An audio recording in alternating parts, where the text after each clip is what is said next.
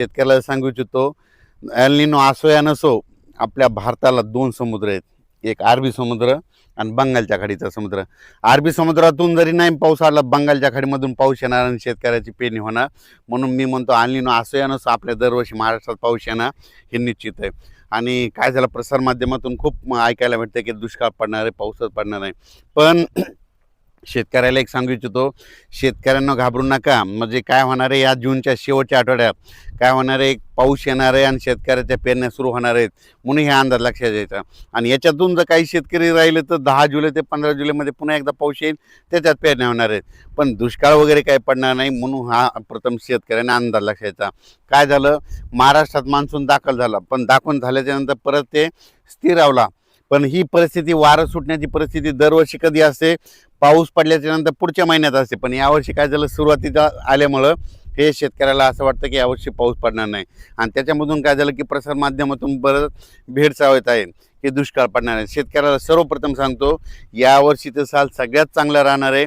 जूनच्या शेवटच्या आठवड्यामध्ये चांगला पेरणीयोग्य पाऊस पडणार आहे. सगळ्याच्या हळूहळू पेरण्या सुरू होणार आहेत, म्हणून हा अंदाज लक्षात द्यायचा. सर्वप्रथम मी म्हटलं होतं ना, एक 7 ते 14चा एक टप्पा राहील, त्याच्यानंतर 20 ते 30 राहील आणि 10 जुलै ते 15 जुलै राहील. ही असंच परिस्थिती राहणार आहे.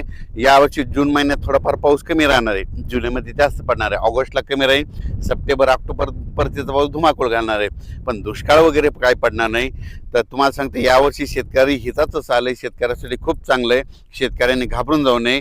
आता हे म्हणजे काय होणार, पाऊस कसा येणार आहे, पावसाला सुरुवात काय होणार आहे, 18 जूनच्या नंतर विदर्भाकडून बऱ्याच ठिकाणाहून पूर्व विदर्भाकडून सुरुवात होणार आहे.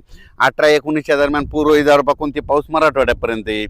पण त्याच्यानंतर काय होईल, 20-21च्या नंतर मराठवाड्याकडे पाऊस आल्याच्यानंतर 21 ते 29च्या दरम्यान मराठवाड्यामध्ये वेगवेगळ्या भागात पाऊस पडेल आणि काही जिथं जास्त ओल होईल त्यांच्या पेरण्या सुरू होतील. विदर्भात देखील काय होईल, 18-19 पासून तिकडे पाऊस सुरुवात होईल. जिथं पाऊस जास्त पडला त्यांच्यात देखील ओल झाली तर त्यांच्या देखील पेरण्या होईल. त्याच्यानंतर हे पाऊस पुन्हा उत्तर महाराष्ट्राकडे जाईल.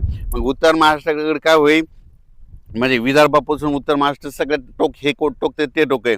मग तिकडं काय होईल, 23 जून ते 29 जूनच्या दरम्यान तिकडं देखील पाऊस जाईल आणि त्यांच्या देखील पेरण्या लागतील.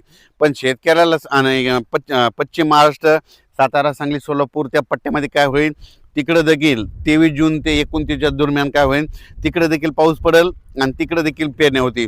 पण तो शेतकऱ्याला सांगू इच्छितो की दुष्काळ वगैरे काय पडणार नाही. तुम्ही मनातली भीती बाळगू नका. कारण की बऱ्याच तुम्हाला दररोज मोबाईल उघडला की तुम्हाला दुष्काळ आणि ते एल निनोच दिसायला आहे. शेतकऱ्यांना हे दरवर्षी काय असतं, हे जे असं वारं आहे ना, कधी कधी पाऊस पडल्याच्या नंतर असं आहे 10 दिवस इतकं वारं येतच असतं.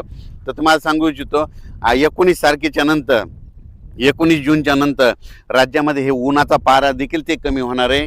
म्हणून हे देखील सर्व शेतकऱ्यांना लक्षात द्या. 20 तारखेपासून उन्हाची तीव्रता कमी होईल, ढगाळ वातावरण यायला सुरुवात होईल, म्हणून हे देखील सर्व शेतकऱ्यांना लक्षात द्यायचं.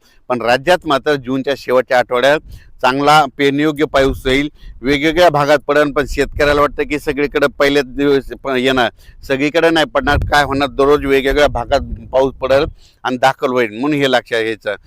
मान्सूनचा पाऊस सगळीकडे एकदा जात नसतो, दररोज काय होतं, वेगवेगळ्या भागात दाखल होतो. जिथं जास्त ओलं ते शेतकऱ्याच्या पेरण्या होतात. मग ही सर्व शेतकऱ्यांनी लक्षात घ्यायचं.